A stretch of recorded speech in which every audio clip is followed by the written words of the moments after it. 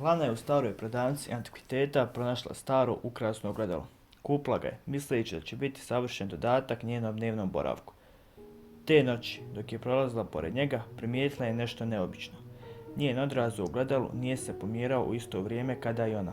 Pogledala je pažljivo, ali ništa nije bilo čudno, pa je nastavila dalje. Sljedećeg dana primijetila je kako nešto u odrazu izgleda pogrešno. U sobi iza nje u ogledalu stajala je figura žene u starinskoj haljini. Iako niko osim nje nije bio u kući. Kad se okrenula, soba je bila prazna.